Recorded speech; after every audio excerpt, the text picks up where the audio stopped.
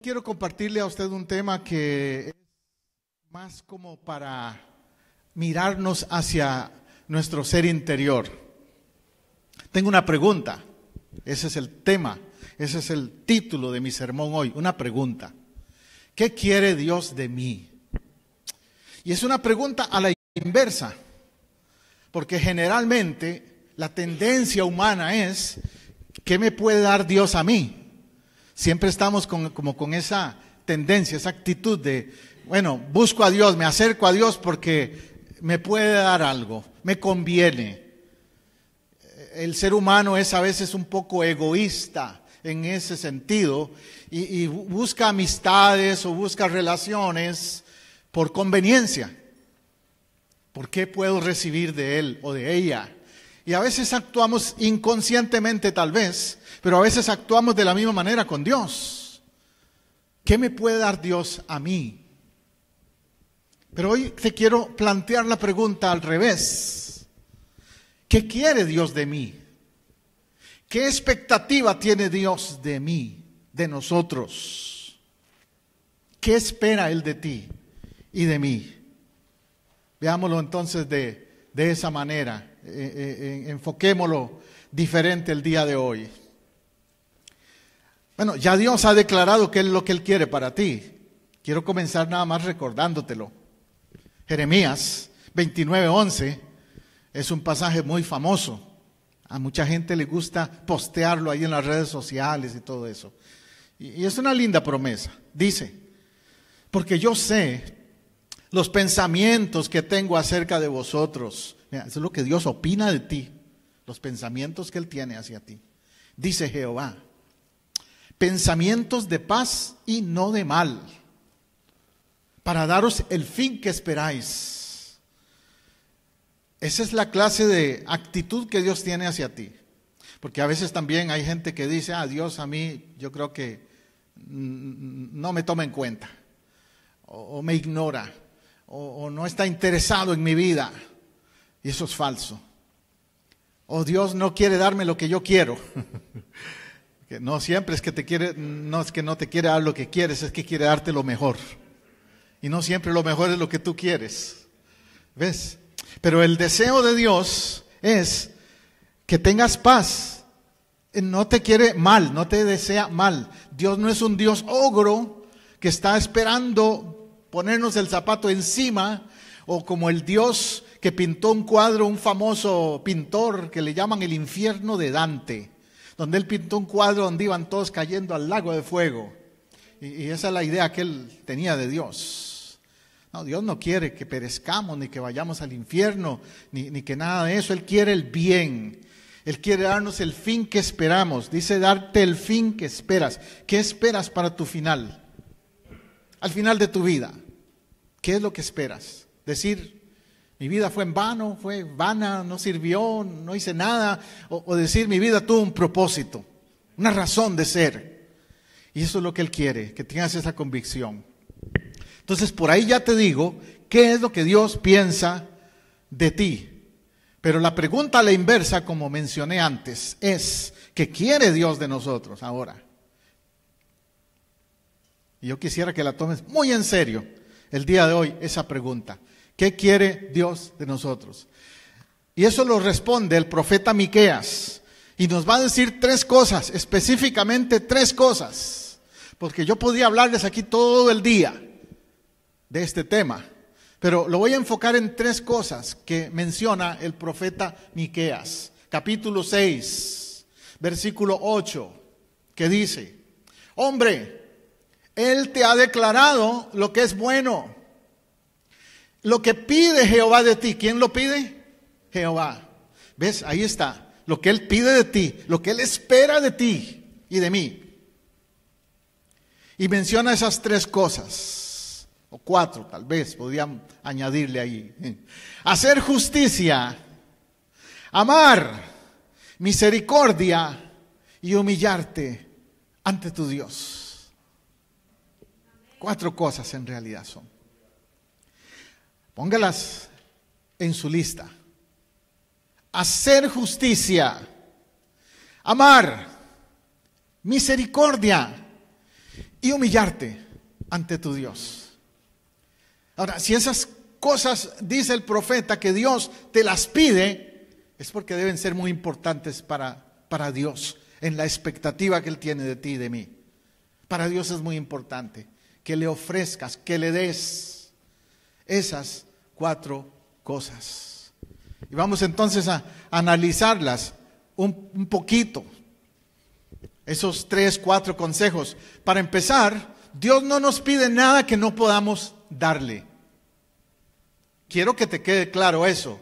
Dios a nadie le pide algo que no puede darle. Si te lo pides porque se lo puedes dar. No hay excusa entonces de alguien que diga, es que Dios me pide algo imposible. No, Dios no nos pide imposibles, nos pide fe. Nos pide obediencia. Nos pide, ¿qué hace Dios? Este profeta. Amar, justicia, misericordia, humillarse delante de Él. Es interesante que la mayoría de ejemplos en la Biblia, de hombres y mujeres que fueron usados por Dios, fueron hombres y mujeres que le dieron a Dios esas cosas. Fueron hombres y mujeres justos. Fueron hombres y mujeres que daban amor. Fueron hombres y mujeres que se humillaban delante de Dios. Fueron hombres y mujeres con misericordia hacia los demás. Fueron esas clases de virtudes las que llamaron la atención de Dios. ¿Te quiere llamar la atención de Dios? Busque esas virtudes en su vida. Busquémoslas. Porque a Dios no lo impresiona otras cosas. Le impresiona el amor, le impresiona la justicia, le impresiona la misericordia, le impresiona un corazón humillado. Eso le impresiona a Dios. No le impresiona cómo camines, cómo te peines, cómo te vistas, si cantas bonito o no cantas bonito, si manejas un carro de una marca o de otra, si vives en una casa de 3 pisos o en una humilde vivienda. Nada de eso le impresiona. Ni que confieses una religión u otra porque pienses que alguna es mejor que otra. Nada de eso le impresiona a Dios. A Dios no le impresiona la religión, no le impresiona el dinero, a Dios no le impresiona lo material, a Dios le impresiona el carácter. Te repito, a Dios le impresiona el carácter. Y el carácter son esas virtudes que te estoy mencionando, que el profeta señala en ese texto. La primera que menciona ahí es hacer justicia. Isaías 1:17 nos da un ejemplo y dice: aprender a hacer el bien, buscar el derecho, socorrer al agraviado, haced justicia al huérfano, amparad la viuda. Entonces, cuando habla de hacer justicia, Isaías lo define como buscarle el bien a los demás. El otro día alguien en Facebook posteó algo que me hizo reír, pero me hizo pensar, wow. Decía: te deseo a ti todo lo que tú me deseas a mí. Claro, si le deseas bien, imagínate. Si le deseas mal, es carambola eso, como dicen. Es un boomerang, te vuelve. Esa era la intención del mensaje. No sé qué le hicieron a esa persona, pero a veces la gente postea cosas así en los Facebooks y en las redes sociales. Se enojan con alguien y ponen ahí algo que nadie más sabe por qué, pero así son. Pero Isaías dice, lo importante aquí es que busques el bien de los demás. No le hagas a los demás lo que no te gustaría que te hagan a ti. Y eso se aplica a cosas pequeñas y a cosas grandes, ¿verdad? Como cuando alguien vas por la carretera y te adelanta y se te atraviesa por el camino y te corta y casi te hace tener un accidente, ¿verdad que no te gusta que te lo hagan? No, claro que no. Pues no se lo hagas a otros. Un ejemplo sencillo, pero hay muchas otras cosas aún más serias, como la traición, como la falsedad, las actitudes despectivas. Todo eso es no justo, es contrario a la justicia. Además, Isaías también ahí habla de la persona que tiene necesidad a tu alrededor. Por eso dice, socorred al agraviado. Hacer justicia es ayudar al huérfano, amparar a la viuda. Recuerde que en la época de la Biblia, cuando esto se escribió, era una época donde no existían los beneficios sociales. No existía el Social Security, no existía food stamps, no existía el gobierno federal, no existían las ayudas de agencias como esas que hay hoy día que tú vas y te ayudan. No había nada de eso en la época de Jesús y en la época bíblica.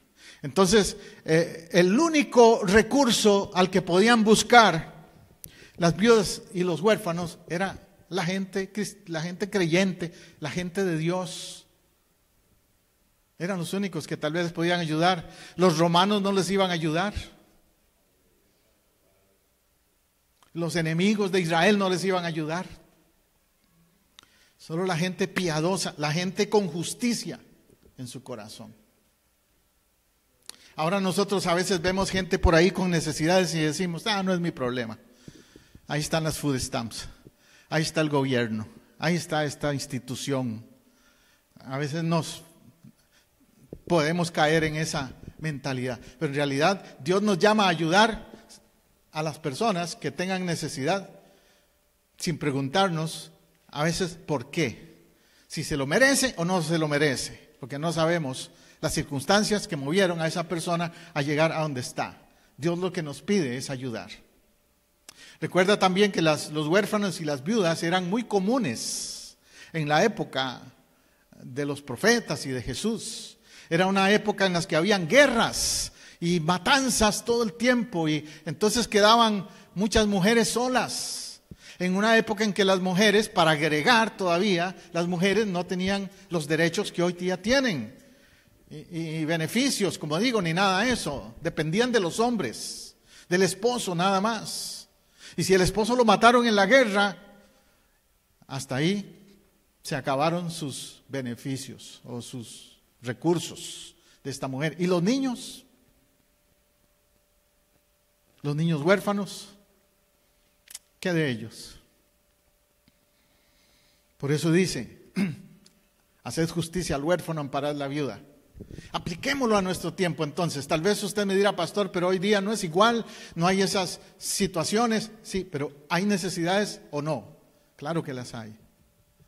Han habido situaciones donde, recordamos hace unos años atrás, cuando hubo un colapso financiero en este país y mucha gente se quedó sin empleo, incluyéndome yo, porque en esa época yo trabajaba para el estado de la Florida y fue cuando hicieron un cierre del departamento con el que yo trabajaba. ¿Qué le parece? Esta semana escuché que el gobierno federal hizo un shutdown. No sé si han oído eso, pero que el gobierno federal tuvo que cerrar y está en un estado de cortar programas y cortar muchas cosas, porque no hay fondos, no hay dinero supuestamente. Ya hay mucha polémica con eso, no me voy a meter a ese tema, pero nada más mencionarle que puede suceder también que venga como consecuencia de eso mucho desempleo. Y habrá necesidad de tenderle la mano a alguien por ahí, que nos demos cuenta de algún vecino, de alguna vecina, de algún familiar, de algún amigo que va a necesitar. Que hagamos ¿qué? Justicia. Que hagamos justicia. Ahora, la justicia no se puede practicar sin la misericordia y sin el amor. Por eso el profeta agrega eso como otra virtud de lo que Dios espera de ti y de mí. Amar y misericordia. Proverbios 28:13 dice, el que oculta sus pecados no prosperará, pero el que los confiesa y se aparta de ellos alcanzará misericordia. Entonces, el primer principio es que la misericordia depende de la disposición a cambiar. Dios es un Dios de misericordia, sí, pero no es un Dios que tolera los jueguitos, la alcahuetería, por decir así, de personas que tal vez están en un jueguito de que cambio hoy, mañana vuelvo a lo mismo y andan un pie en el mundo y un pie en las cosas de Dios. No. Él es un Dios de misericordia. Pero cuando alguien se aparta, dice, se separa de lo que es el pecado. Ahora, el que los oculta, dice, no prosperará. Si hay algo que es terrible en la vida de un ser humano, es vivir pretendiendo ser lo que no es, actuando falsamente, no teniendo sinceridad o integridad, viviendo dos caras en la vida. Dios detesta eso. Y por eso dice, el que oculta sus pecados no prosperará, no le irá bien para nada, en nada. Pero el que los confiesa y se aparta, alcanzará misericordia. El ejemplo más tremendo de eso es el de el hijo pródigo. En Lucas 15 se relata esa historia y toda la historia es fascinante. Pero déjame citarte por lo menos el verso 20. En el verso 20 dice que el padre del hijo pródigo se levantó, el hijo más bien, se levantó y fue a su padre. El hijo fue a su padre. Por eso le estoy hablando hoy de lo que Dios espera de nosotros. Fíjate, ahí es el hijo el que tomó la iniciativa.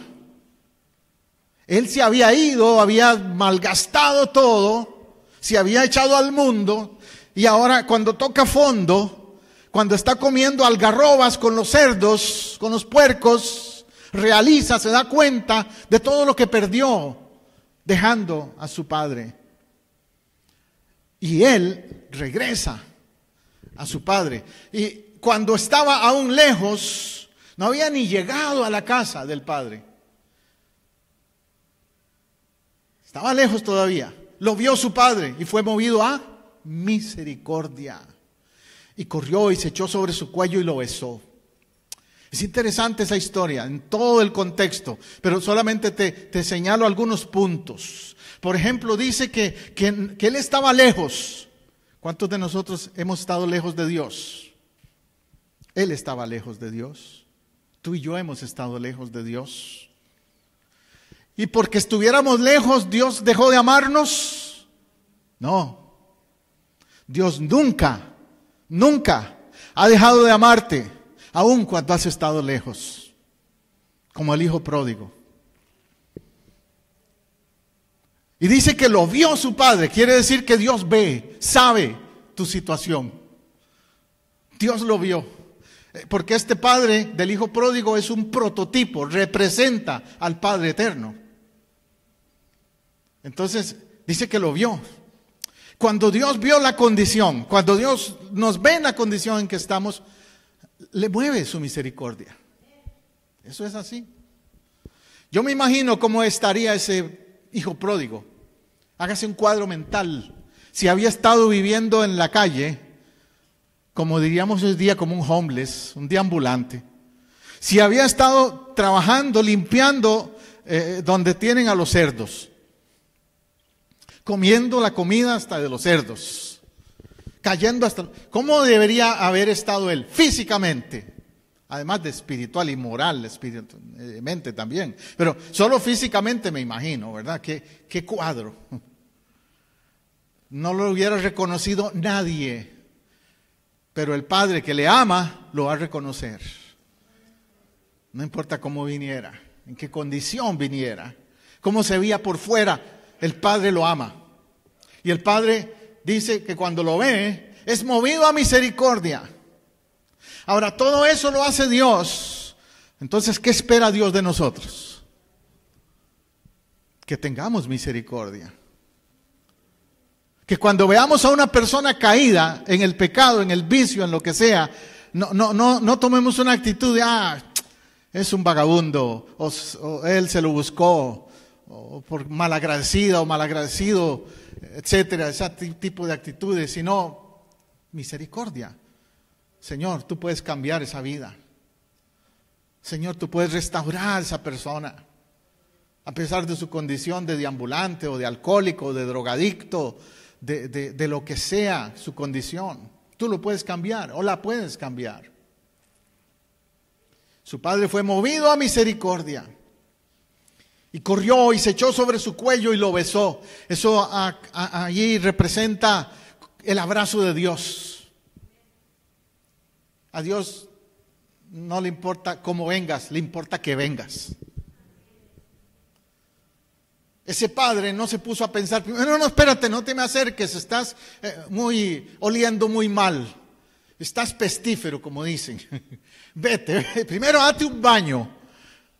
Yo me acuerdo cuando yo estaba jovencito que iba a jugar soccer, fútbol, y venía todo sudado y lleno de tierra y todo, venía a la casa y llegaban de mi mamá y le decía, mamita, y me decía, no, espérate, primero báñate. Ya cuando me bañaba, ahora sí dame el beso. Pero eso era por otro motivo.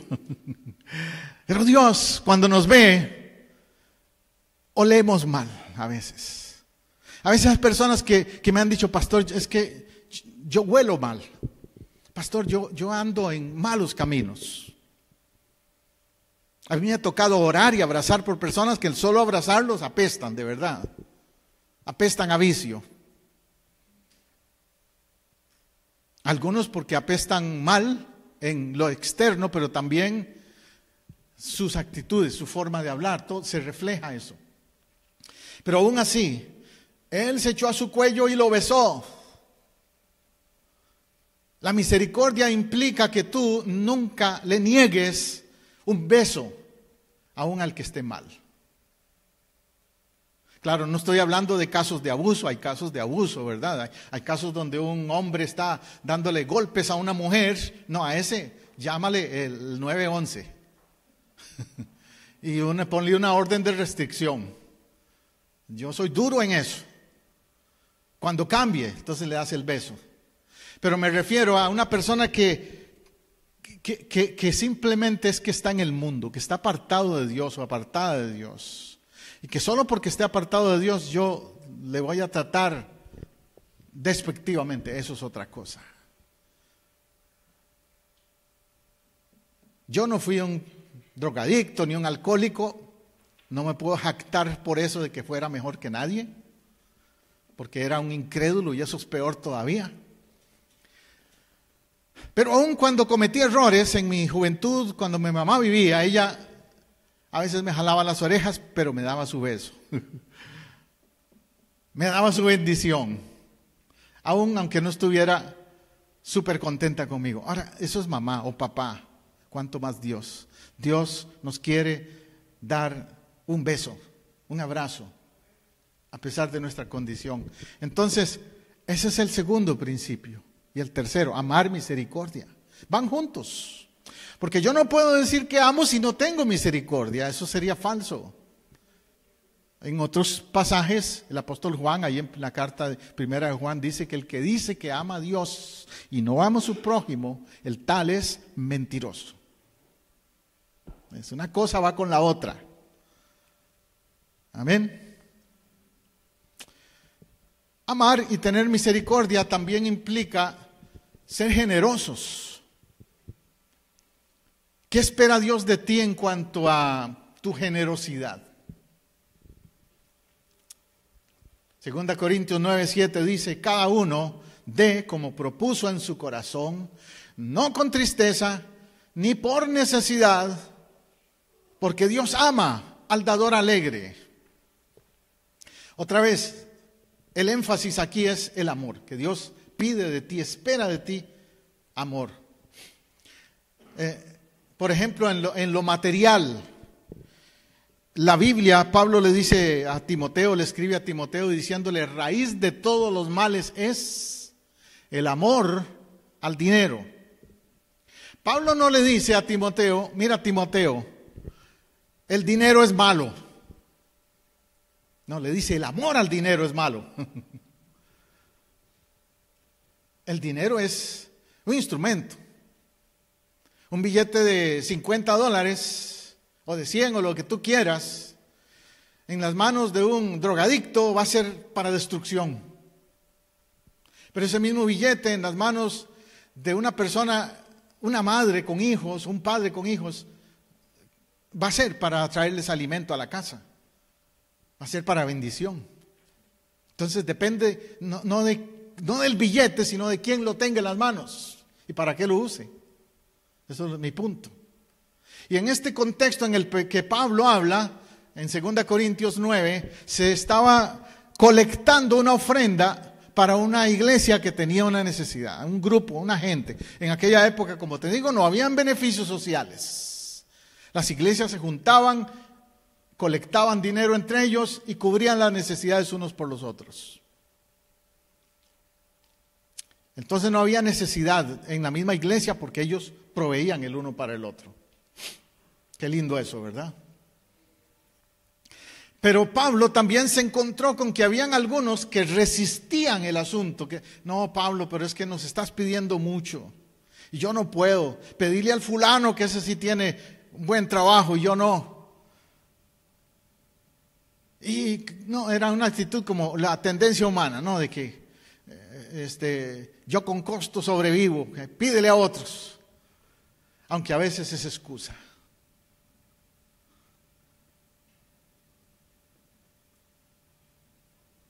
En mi país no hace mucho hubo un asunto con esto del huracán que trajo consecuencias de inundaciones y todo eso, y había muchas familias en necesidad.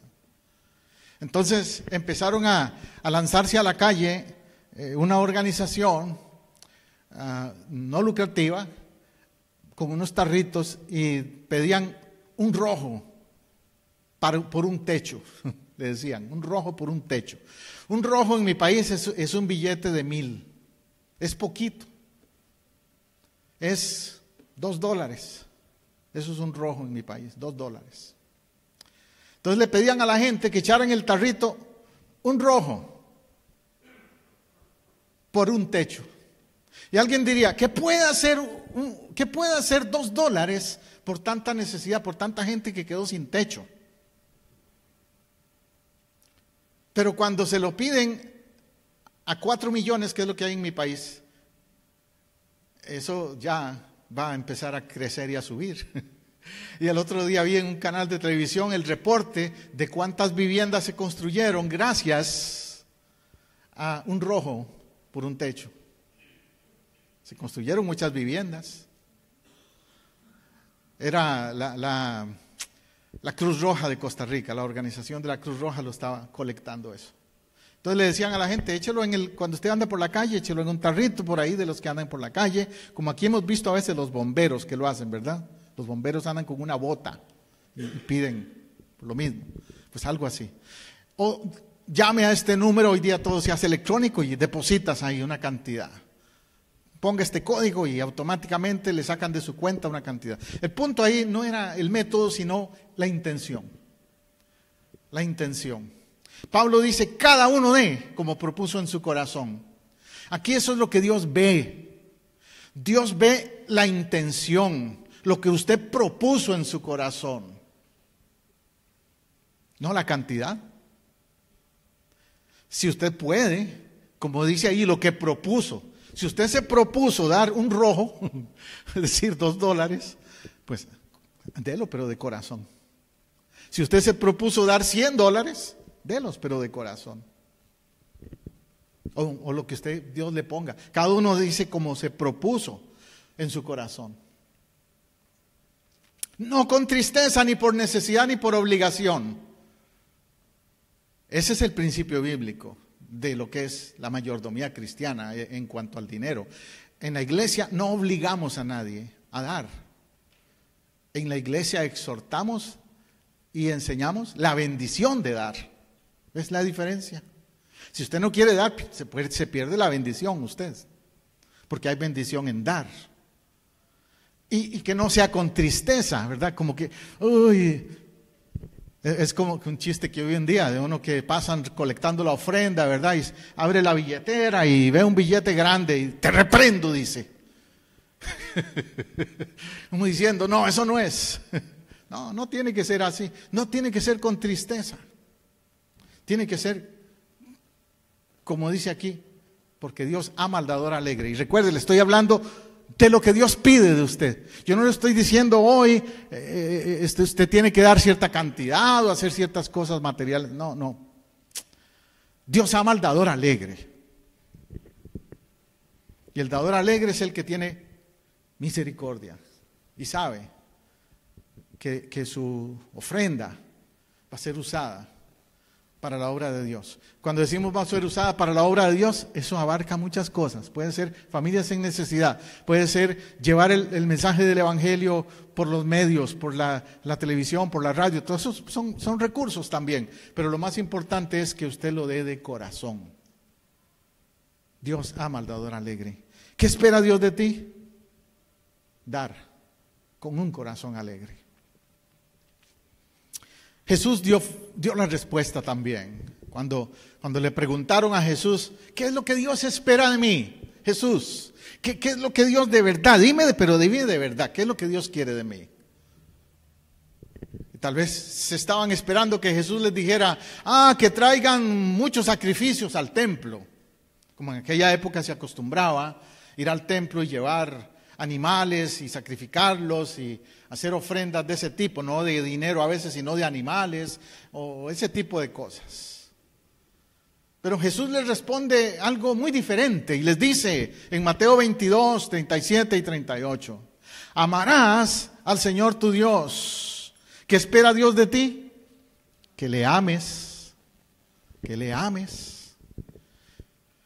Muchos, como le digo, se preocupan, ¿me amará Dios? Claro que Él te ama, más de lo que te imaginas. Pero la cuestión es, ¿lo amas tú a Él también? ¿Lo amas de vuelta? Amarás al Señor tu Dios con todo tu corazón, con toda tu alma, con toda tu mente. Oiga, eso no sé si usted lo capta, pero lo que está diciendo es, ámalo, pero de adentro bien, de veras. De lo profundo de tu ser, porque de hecho el corazón, el alma, la mente representan el ser. ¿Sabe que usted no, ¿cómo se lo dijera? Usted no es un cuerpo, usted es un alma. Su cuerpo es solo un vehículo para su alma. Lo que somos seres espirituales en realidad. Por eso al morir, este espíritu vuelve a Dios. Y el estuche se queda aquí. Y se lo comen los gusanos o lo hacen, ¿cómo se llama? Cremación o lo que tú quieras, porque es el estuche. Como dice Pablo, tenemos este tesoro en vasos de barro. Pero el espíritu es el que va a Dios. Como decía el hermano Luis Palau un día, estos que lo escuché, que me mencionó mi esposa al comienzo, la pastora. Y Luis Palau hablaba de que tiene un cáncer. Y decía, bueno, si el Señor me llama, yo estoy listo. Este cuerpo, este templo se acaba. Esta vida se acaba, física. Pero mi espíritu, no. Y partir con Cristo es mucho mejor, decía Luis Palau. Qué tremendo que uno pueda tener esa convicción de que uno es una persona espiritual más que lo material o lo físico. Por eso dice Jesús, amarás al Señor con todo tu corazón, con toda tu alma, ese ser interior, con toda tu mente, con toda tu mente. Este es el grande y primer mandamiento. Está en la lista número 1 de los principios establecidos por Dios. Ahora, obviamente, entonces, si Dios espera de ti que le ames, amarle significa agradarle.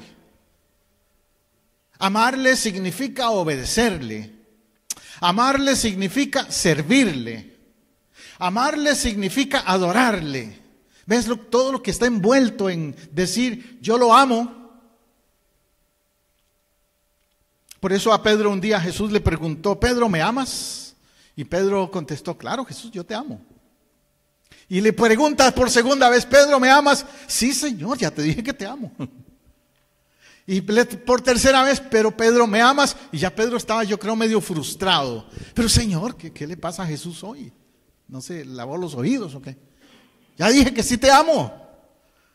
Es como los esposos y las esposas, ¿verdad? Que las esposas, sobre todo, aunque los esposos también, créame, les gusta que les digan muy seguido, te amo, ¿verdad que sí? Porque no basta con que se lo hayas dicho un día allá en el altar cuando se casaron. Le gusta que se lo digan muy seguido. Y no le dé codazos a nadie ahí. Pero así es Dios. Dios espera que tú le digas, Dios te amo. ¿Sabe? La adoración más linda que Dios le gusta escuchar es Dios te amo. Estoy enamorado de ti, Señor. Enamorado quiere decir, entonces estoy apasionado por ti. Estoy loco por ti, Señor. Es decir, estoy completamente enamorado de ti. Como dice esa canción de la hermana Julisa, ¿verdad? Enamorada, enamorada. Amarás al Señor, tu Dios. Ese es el primero y más grande. Porque también, consecuentemente, si tú amas a Dios, no vas a dejar de amar la creación de Dios. Ahí lo llevo a otro nivel. Si tú amas al Señor, no vas a despreciar lo que Él creó. Es decir, el prójimo, tu esposa primero, tu cónyuge, tus hijos, tus vecinos, la gente que Dios pone en tu camino, es para que los ames. No serán perfectos, pero Dios quiere que los ames, como lo amas a Él. Porque si Dios nos ama, como ya hemos dicho, como el Padre al Hijo pródigo, que nos ama a pesar de nuestra condición, cuanto más Él espera que tú ames a los demás. Amar es el primer y más grande mandamiento. Eso espera Dios de ti. Amar, amar. Eso también implica que se refleje el carácter de Dios en nosotros. Se refleje el carácter de Dios en nosotros. El profeta Miqueas dice que pide Dios de ti justicia, amar, misericordia. Y Colosenses 3:12 dice, vestíos pues como escogidos de Dios, santos y amados, de entrañable misericordia, de bondad, de humildad, de mansedumbre, de todas las mañanas de preguntarnos, ¿voy a ir a la calle vestido de Dios? ¿Ya me puse el carácter de Dios? ¿Cuál? Misericordia, bondad, humildad, mansedumbre, paciencia. Porque si salgo a la calle, salgo de este templo o mañana en la oficina donde voy o donde ande y mis atributos, mis cualidades son carnales, entonces no reflejo ese carácter de Dios. Si no hay en mi forma de relacionarme con los demás estas cualidades, misericordia, y no solo misericordia, dice entrañable misericordia. Es decir, de a de veras. ¿Sí? Porque a veces hacemos las cosas muy superficialmente. Ahí dice, no, entrañable, que salga de adentro de ti esa misericordia. No fake, como dicen, no falsa, no actuando nada más. Como a veces hacen, ¿verdad?, algunos políticos que cuando están en campaña política andan alzando a los niños y visitando a los ancianos y los ves en los nursing homes y en todo eso. Pero después que pasa la campaña no los ves más por ahí. Porque era fake, campaña. El que es de entrañable misericordia, siempre. De bondad, de humildad, de mansedumbre, de paciencia. Siempre. Siempre, siempre y en todo lugar, siempre y en todo momento, porque eso es Él, eso es ella, eso es el carácter de Dios en la vida de uno. Uno no puede ser otra cosa si está Dios en uno, si está el Espíritu Santo. El fruto del Espíritu Santo, si está en ti, te va a hacer reflejar esas virtudes. Porque recuerda, ser lleno del Espíritu Santo no es nada más brincar y hablar en lenguas y hacer mucho ruido. Es tener carácter de Dios en la vida. ¿Ves? Ahí va la cosa. Ahí va la cosa. ¿Qué espera Dios de ti entonces? Que se refleje su carácter en tu vida. Que otros digan, esa persona es diferente. No es perfecta, pero es diferente. Tiene un algo, tiene un no sé qué, que le hace llamar la atención de los demás. Y a veces uno no tiene ni necesidad de decir, soy cristiano o soy cristiano. Es que la forma de ser lo delata. Ya leí una frase que decía, Si a ti te acusaran de ser cristiano y te llevaran a una corte, ¿encontrarían evidencias para encontrarte culpable? ¿Me entiende? En una corte no te van el juez va a decir si tienen razón. Hay todas estas evidencias que muestran que es lo que dicen que es. Y algo que en las cortes siempre examinan mucho es el carácter. Cuando están tratando los jueces de decidir, por ejemplo, en un asunto de custodia, un ejemplo de custodia de un niño, vienen ante el juez los padres, los abuelos y todos los que quieran tener la custodia de ese niño. El juez examina muchas cosas. Y puede ser que alguno de los padres diga, mira, señor juez, yo tengo propiedades, yo tengo trabajo así, yo tengo esto, lo otro, que aquí, que allá. Pero sabes que al juez le resbala eso. ¿Sabes qué es lo que el juez va a analizar? El carácter.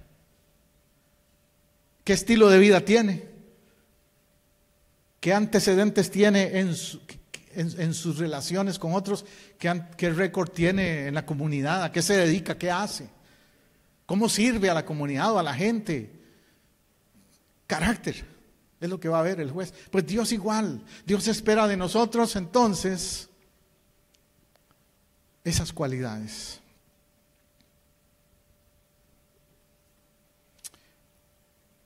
En resumen, entonces, podremos decir que Dios espera que le des tu corazón. A mí me gusta como lo dice allá en Proverbios. Dame, hijo mío, tu corazón, y miren tus ojos por mis caminos. Yo me imagino la mano de Dios en un sentido simbólico, extendida, diciendo, dame tu corazón, dame, hijo mío, tu corazón. ¿Qué es el corazón? Bueno, algunos dirán es simplemente un órgano físico. Mi esposa me cuenta que cuando ella era soltera, antes de casarse conmigo, trabajó en un hospital donde ella ayudaba al médico, ¿cómo le llamamos? Al patología, el patólogo, gracias. Y ese patólogo era ateo, era incrédulo. Entonces un día, como él sabía que mi esposa era cristiana, un día le sacó el corazón a un cadáver. Y le dice a mi esposa, ¿ves? Este es el famoso corazón, que tú dices que hay que dárselo a Cristo. Mira lo que hago con él. Y lo tiró en un basurero, cuando estaba haciendo una autopsia. Él pensaba que cuando la Biblia habla, dame tu corazón, está hablando de ese órgano físico. Eso es un símbolo. Porque cuando ese corazón funciona bien, todo funciona bien en el ser humano. No, es simbólico de que es el que te mueve, es el motor de tu ser, por decirlo así. El que pompea la sangre y todo eso, ¿no? Entonces es un símbolo. Pero en realidad el corazón lo que representa en la Biblia es tu ser, tus emociones. Sobre todo el corazón representa eso, tu ser emocional. Entonces cuando Dios dice, dame, hijo mío, tu corazón, es decirte que tus emociones estén en mí, no en otras cosas. Por ejemplo, cuando hablan de relaciones amorosas, se usa mucho. Ya ahorita viene febrero, que se ponen a vender publicidad y lo que usan de símbolo, ¿qué es? El corazón. Y entonces hay algunos que dicen, a mí Cupido ni se me acerque porque tengo una escopeta. Porque tengo el corazón roto, ¿cierto? Ya han pasado tan malas experiencias que no quieren saber nada con don Cupido. A nosotros no nos importa Cupido tampoco. Pero sí quiero hacerte entender que el único que restaura el corazón cuando han habido daños emocionales es Dios. El único que sana un corazón es Dios. El único que de nuevo le da alegría a un corazón es Dios. El único que le hace el corazón latir de nuevo con emoción por la vida es Dios. Ningún ser humano, por más guapa o guapo que sea, te va a causar eso. Es cierto que humanamente nos atrae una pareja, un compañero, una compañera. Nos atrae otras cosas. Cuando un bebé nace, cuando uno es padre o abuelo, ese bebé nos hace emocionarnos y está bien. Pero eso no se compara tampoco con el gusto, el deleite, esa entrega del corazón a Dios. De hecho, yo les recomiendo siempre, sobre todo a los solteros, pero aún a los que han tenido alguna mala experiencia en el amor romántico, siempre les recomiendo, dale primero tu corazón a Dios y a nadie más. Y si quieres tener a alguien en tu vida, asegúrate que esa persona le haya dado primero su corazón a Dios. Y entonces va a funcionar mejor esa relación. Ese es el principio. Pero Dios, eso es lo que pide de ti. Dame, hijo mío, tu corazón. Y cuando dice, miren tus ojos por mis caminos, es bien claro, Dios. Si me diste tu corazón, ¿por qué andas viendo otras cosas que a mí me desagradan? ¿Por qué andas caminando en lugares o andando en cosas que traen tristeza a mi corazón? ¿Está implícito eso, sí o no? Claro que sí. Dame, hijo mío, tu corazón es consecuente con, entonces, mirar por sus caminos. Si le has dado tu corazón, pregúntate hoy, ¿estoy mirando sus caminos? ¿O me estoy dejando desviar? Me están atrayendo otras cosas que sé que no son de Dios. Pregúntate, preguntémonos. Eso nos va a servir de termómetro para medir a quién le hemos dado el corazón, a quién pertenece nuestro corazón, en el sentido espiritual a que se refiere la Biblia allí. Te dije hace un rato y te lo vuelvo a reforzar, si te lo pides que puedes, si te lo pides que puedes, si Dios te pide que le adores, es que puedes adorarle. Si Dios te pide que le sirvas, es porque puedes servirle. Si Dios te pide que le obedezcas, es porque puedes obedecerle. Él no te va a pedir nada que no puedas hacer. Nosotros somos los que buscamos excusas a veces. Dios, es que no te puedo adorar porque yo no sé cantar. ¿Y quién te ha dicho que adorar es cantar? Claro, si cantas lindo, mejor, pero no necesariamente tienes que cantar bonito para adorar. Es que no puedo servir porque no me da tiempo, no tengo un horario. Es que tú puedes servir de tantas maneras que si te pones a analizarlo, hay maneras creativas de servir en la comunidad. Acabo de mencionar hace un ratito los nursing homes. ¿Cuántos de ustedes han visitado un hogar de ancianos? Hoy me encontré en el CVS cuando compraba algo ahí a una señora que conozco, que en el Facebook es amiga mía, y ella había posteado en el Facebook que su esposo estaba enfermo. Hoy que la vi le pregunté, ¿cómo sigue su esposo? Me dice, está mal ya, está en el nursing home. ¿Y qué le pasa? Oh, tiene Alzheimer y otros problemas. ¿Qué me hizo pensar eso? Que hay necesidad en un lugar como ese. Ella es una mujer que ahora pues se queda sola. Ponte en los zapatos de ella, como dicen. Una relación de muchos años, una mujer ya bastante madura, con una relación de matrimonio de muchos años. Ahora su esposo está en el nursing home. Ella se levanta en las mañanas y no va a tomar café con él. Ella se va a despertar en la mañana y la almohada de al lado va a estar vacía. ¿Te has puesto a pensar en cosas así? No es fácil. Entonces, ¿qué me pide a mí Dios? Orar por esa persona, llamarla de vez en cuando, porque está en soledad. Tal vez ir al nursing home y acompañarle en una de sus visitas. Una persona con Alzheimer no se va a acordar de ti, pero Dios sí se va a acordar de que tú le visitaste. Es la diferencia. Entonces, Dios te pide hacer algo, es porque sabe que puedes hacerlo. Y eso es un ejemplo. Hay muchas otras cosas que Dios nos puede pedir que hagamos. Y a veces decimos, Señor, ¿a quién le hablas? Dios nos revela, Dios nos dice, quiero que hagas tal cosa. Y nosotros, oye, alguien más. Cuando tú sabes que es Dios que te está hablando. A Moisés me imagino que Dios le dijo en el palacio de Egipto, Moisés, vete de este palacio porque te quiero usar. Y Moisés, no es a mí. Seguro no es conmigo, ¿cómo va a creer? Pero un día tuvo que ir y aceptar ese llamado y aceptar el reto Mi esposa y yo cuando éramos jóvenes, o más jóvenes, digamos, ¿ok? Y sentimos un llamado de servirle a Dios. Yo en mi caso estaba trabajando como diseñador gráfico, como artista publicitario, eso era lo que yo era antes de ser pastor. Estaba trabajando en mi país con una empresa de las más reconocidas en mi país y tenía un buen futuro ahí. Pero se le ocurre al pastor decirme: José, quiero que vayas a un campamento de jóvenes. Y en ese campamento el Espíritu de Dios empezó a retarme y a hablarme y a inquietarme. Y yo por dentro decía: pues no es conmigo eso, seguro que no. Esa era emoción mía.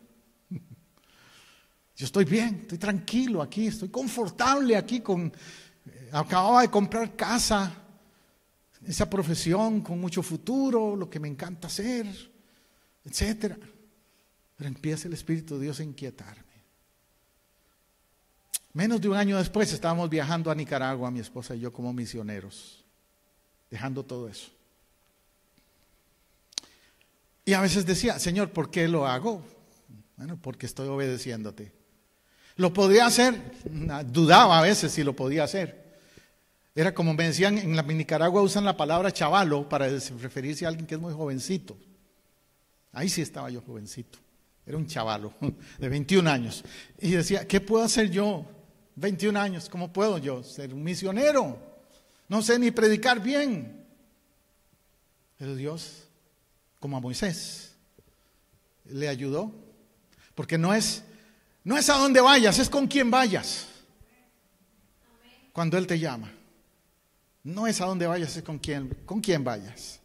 Yo iba con Dios y iba con una esposa que tiene el mismo sentir, la misma pasión, el mismo llamado que yo. Entonces podía ir tranquilo. ¿Ves? El último requisito de lo que Dios pide de ti es que te humilles. La humillación no es algo fácil. En inglés dicen: that was a humility experience. No es lindo pasar por una experiencia de humillación a veces. Pero Dios nos pide de vez en cuando ser humildes y humillarnos. Esdras 8:21 dice: allí junto al río Aba proclamé un ayuno para humillarnos delante de nuestro Dios y solicitar de Él un buen viaje para nosotros, para nuestros niños y para nuestros bienes. El viernes en la noche de oración yo les anticipé un poquito del tema de Esdras. Les decía que Esdras fue un hombre que Dios usó como una especie de líder de avivamiento. Israel había caído en un estanque, o en un estancamiento, quiero decir, habían caído en un desierto espiritual. Israel estaba frío en las cosas de Dios. Se habían ido a seguir a los ídolos, a las naciones paganas a su alrededor, al mundo. Se habían enfriado. ¿Cuánto nos ha pasado? Que a veces pasamos por esos desiertos, esos enfriamientos, esos tiempos así. Pero Esdras, Dios lo usa para restaurar eso y empieza Esdras a leer la palabra de Dios, las escrituras. Fue lo que hizo Esdras, simplemente ponerlos a leer las escrituras a todo Israel. Y se les despertó otra vez el amor por las escrituras, por la Biblia, por decirlo en nuestro tiempo. En aquel tiempo no era la Biblia, eran las escrituras, como ellos lo veían. Para nosotros sería que otra vez nos den ganas de leer la Biblia, que otra vez nos den ganas de orar, que otra vez nos den ganas de ayunar, que otra vez nos den ganas de estar en la casa de Dios. Eso es el comienzo de un avivamiento. Y dice que lo hizo junto al río, ahí, el río Aba. Qué interesante, ¿verdad? No sucedió en un templo, en una campaña, no vino un predicador famoso, porque a veces la gente dice: ay, voy a esperarme a que venga Benny Hinn para entonces que Dios me avive. Benny Hinn no te va a avivar, te va a avivar el Espíritu de Dios. Y puede suceder donde sea. Ellos fueron junto al río, no fueron al templo de Jerusalén, y allí fue donde hicieron ese pacto de renovar su vida con Dios. Proclamé un ayuno, pero un ayuno para humillarnos. No dice: proclamé un ayuno para que Dios me prospere. Proclamé un ayuno para que Dios me dé casa nueva. Proclamé un ayuno para que me dé un carro de último modelo. No dice nada de eso, no. Dice, proclamé un ayuno para humillarnos. Simplemente. Humillarnos delante de Dios. Y lo que sí le pidieron fue que les concediera un buen viaje. ¿Por qué dijo eso? Porque en el contexto Esdras estaba por sacar a todos los cautivos de Israel y llevarlos de nuevo a la tierra prometida, a volver a Jerusalén. Entonces le está diciendo, Señor, cuídanos. Y dice, para nuestros niños y nuestros bienes. Dios quiere proteger tus niños y tus bienes. ¿Cuántos de ustedes lo han hecho? Proclamar un ayuno para que Dios guarde tus niños. Amén, hermana. Ellos están bajo ataque, más que nunca. El enemigo está siempre buscando destruir sus mentes. El otro día mi esposa me enseñaba un reporte que le enviaron de lo contaminado que está, por ejemplo, las películas que produce Hollywood y Disney y todos esos productores de películas infantiles, entre comillas infantiles, y que detrás de los mensajes hay ahora mensajes donde en esas películas de niños, caricaturas, muñequitos como dicen, ahí se ven relaciones homosexuales, de lesbianas, de adoración a dioses falsos, de conjuros, de pactos. Todo eso se ve en esos mensajes de esas películas supuestamente de niños, en esos juegos electrónicos, en todo eso. Entonces, tenemos que orar como Esdras. Señor, protege a nuestros niños. En mi país hay un gran debate ahorita mismo. Si usted está en Facebook conmigo, habrá notado que he puesto algo de ese tema. En mi país están por querer pasar una ley que le llaman la ley del género, del cambio de género. Y lo quieren hacer una ley. Entonces quieren que toda la persona que se crea que es del otro género, lo tengan que aceptar legalmente. Y hay situaciones bien incomprensibles. Los seguros médicos, por ejemplo, le niegan servicios a una persona que tiene ciertas condiciones de salud urgentes y le niegan servicios. No los cubre, dicen, el plan médico. Pero estos del cambio de género están empujando para que el plan médico les acepte todos los costos del cambio de género.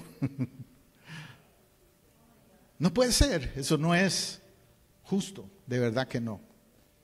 Entonces tenemos que orar como Esdras. Señor, tenemos que humillarnos. Señor, cambia esas leyes, cambia estas actitudes, para esas cosas, Señor, que no hagan daño a nuestros niños. Nehemías, otro hombre que Dios usó para restauración. A Nehemías se le conoce como el restaurador de muros. Una vez prediqué un sermón sobre él, si se acuerda. Y Nehemías dice, Nehemías 8:6, bendijo entonces Esdras a Jehová, Dios grande, y todo el pueblo. ¿Cuántos? Todo el pueblo. Alzando sus manos, respondió amén y amén. ¿Podemos decir hoy lo mismo? Podemos levantar nuestras manos y decirle al Señor, amén y amén, Señor. Nos humillamos, buscamos tu rostro. Dice, y se humillaron adorando a Jehová, rostro en tierra. Ellos eran bien radicales, ¿verdad? En la manera. Los judíos, cuando estaban humillados delante de Dios, literalmente se tiraban rostro en tierra. Es parte, en cierta manera, de la cultura oriental, pero era una manera de quebrantarse totalmente ante Dios. Mire, si los musulmanes, que a pesar de estar siguiendo a un Dios equivocado, lo hacen, ¿cuánto más nosotros? Los musulmanes, ellos cargan una especie de alfombrita pequeña, y en donde quiera que estén, 5 veces al día, si son seguidores fieles del Islam, 5 veces al día tienen que poner esa alfombrita en el piso y arrodillarse y tirarse completamente con las manos bien tocando el piso y la cabeza tocando el piso, y se quitan los zapatos también y oran 5 veces al día. Por religión, pero lo hacen. Después le van a cortar la cabeza a todo mundo, pero tienen esa, tienen esa costumbre religiosa. Ahora, ¿cuánto más nosotros debiéramos de corazón, no por religión, de vez en cuando arrodillarnos y orar? Porque generalmente no lo hacemos así. No es que la postura del cuerpo sea la que más valga en la oración, pero sí representa una postura de humillación. Y ellos dicen que eso hicieron, todo el pueblo. Es decir, cuando tú oras y alabas a Dios, tú no puedes hacerlo así. Señor, hoy vengo delante de ti, porque no, ¿verdad? Tienes que mostrar la emoción que hay en tu corazón. Los latinos dicen que somos muy expresivos. Los latinos somos en lo cultural, somos del Mediterráneo. La cultura mediterránea, los españoles, los italianos, los franceses, los latinos como nosotros, somos muy expresivos. Cuando hablamos hacemos bulla. No hablamos queditito, hacemos bulla. Entonces, para orar, para adorar a Dios, no es que vamos a hacer desorden, pero sí vamos a ser expresivos de ese deseo de darle a Dios lo mejor. Y si se trata de humillarse, también de dejarle saber a Dios que tenemos humillación delante de su presencia. Así que yo quiero concluir con ese principio. Hoy les he hablado de esos 4 cosas que Miqueas pidió, que dice que Dios pide de nosotros, que pide Dios de ti. ¿Recuerdan el comienzo de mi sermón? Hacer justicia, amar, misericordia y humillarte delante de Dios. Le voy a invitar a estar de pie. Y como eso es algo que tiene que nacer de ti, si deseas también pasar al altar, y aquí hay lugar para arrodillarse en este altar, te invito a hacerlo también, como una señal de humillación, de entrega. Lo puedes hacer por ti misma, pero lo puedes hacer a nombre de alguien más. Tal vez venga a tu mente alguien que tú quisieras ver un día en el altar. Un familiar, tu esposa, tu esposo, un hijo, alguien más. Entonces, ven representándole a esa persona. Señor, así como yo vengo hoy al altar, quisiera que alguien más, que tú sabes quién es, venga al altar. Mientras tanto, cierra tus ojos, te digo, o aquí en el altar o ahí donde estés. Y si me estás viendo en el internet, en otros medios ahora mismo también, a través del Facebook, que salimos en vivo también, quisiera invitarte, donde estés ahora, si puedes, arrodíllate ahí donde estás, si puedes. O por lo menos cierra tus ojos, inclina tu cabeza y dile al Señor: Dios, tú me has pedido humillarme y lo quiero hacer el día de hoy.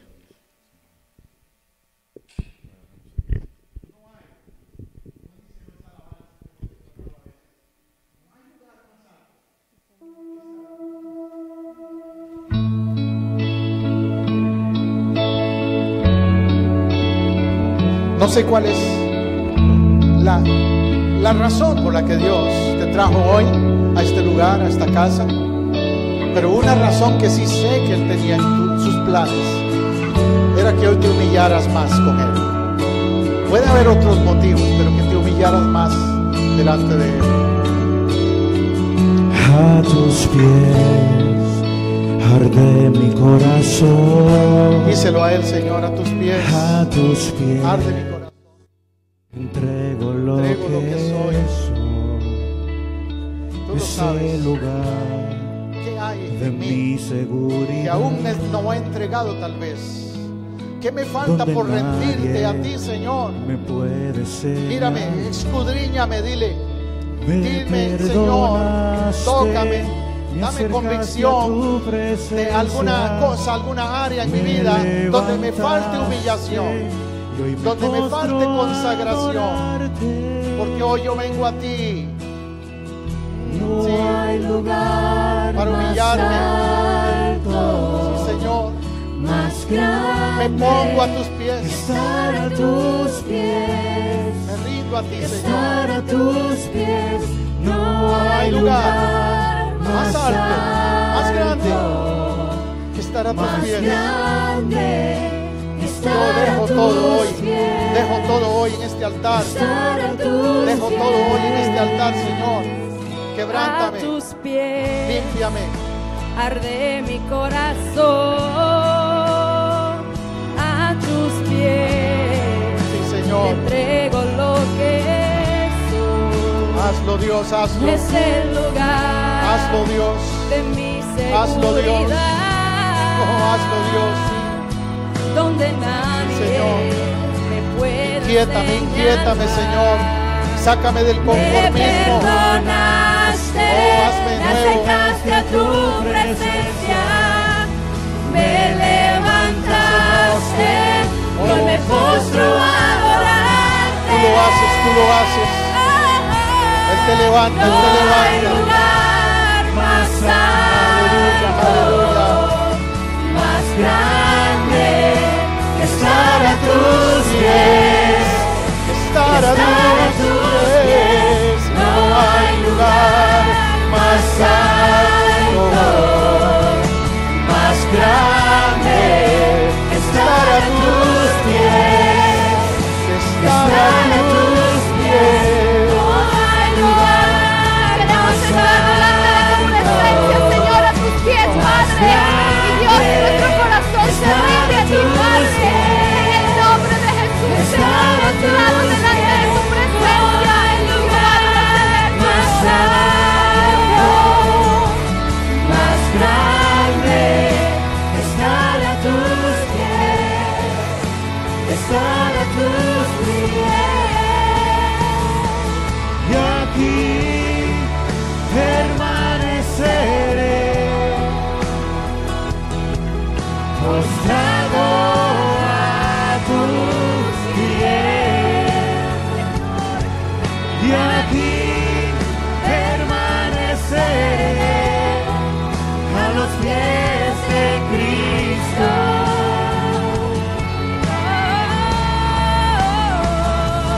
Y aquí permaneceré postrado a tus pies. Y aquí permaneceré a los pies de Cristo. No hay lugar Oh, más nos humillamos delante de ti, Señor. Estar a tus pies. Gracias, Dios. Estar a tus pies. Porque en ese No lugar hay lugar de humillación más es que también hay exaltación. más Tu grande. palabra lo dice, Señor. Estar a tus Que tú pies. exaltas al humilde. Tú exaltas al humilde. Y una vez más te pedimos perdón. Perdón por nuestra vida propia. Perdón por nuestra familia. Perdón por nuestro país, por nuestra nación.